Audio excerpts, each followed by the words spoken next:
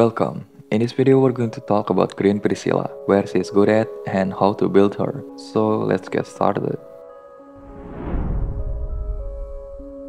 The main strong point that Green Priscilla has is her shield, and her shield isn't based on attack nor is it based on HP, but it is based on her energy. So she's a very unique shielder. And it doesn't stop there. By the time I'm making this video, I can safely say that she's the strongest shielder unit this game has. Because at R3, when the battle starts, you can give your allies a whopping 6k shield. To put you into perspective, that much shield is only achievable if you have a 43k HP Laurel. We're talking about a 43k HP Laurel here. And Green Priscilla can achieve that with only R3 as the investment, which should be really easy to get now with the recent distant trial update. Green Priscilla's shield will only activate before your enemy's hit takes place, but still MAVD is her big enemy, I believe.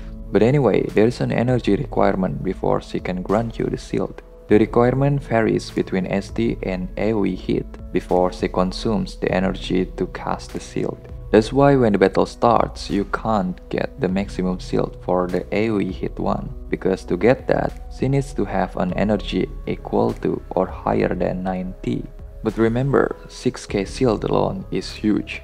Without R3, her initial energy is only 40. R3 upgrade gives her an extra 20 initial energy boost, which is the minimum requirement if you want to use her in PvP. And she can continuously cast the shield as long as she has the energy. That is why you want her to be fast, because the way for you to restore her energy is through her basic attack and S3. Basically, her basic attack will be enhanced to an AoE hit if her energy is lower than 60.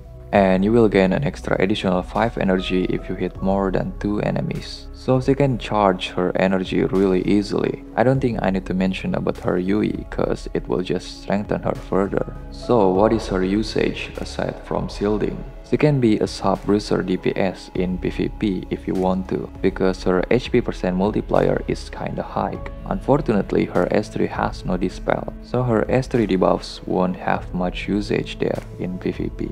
But in raid or general PvE, then her S3 can provide you with good debuffs, attack drop and C damage down for the enemies. My conclusions: if you pair her with MA Grace in PvP, then no amount of MA04 or Sylvia can scratch your team. Her shielding capabilities is really that insane, especially if you can get her turn fast, and if you have Jessie in your team to protect her from being targeted.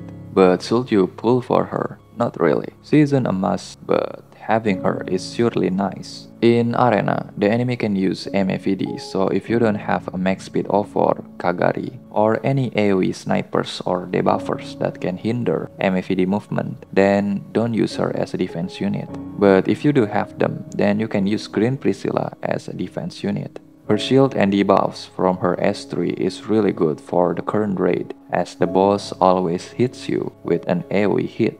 You can save the tickets you get from her event for either Bright Sakabula or Red Surreal in the far future. Or if you want to use the tickets, just remember to not spend your crystal on her, cause after her banner ends, you can spark her for 200 PT currency in the shop.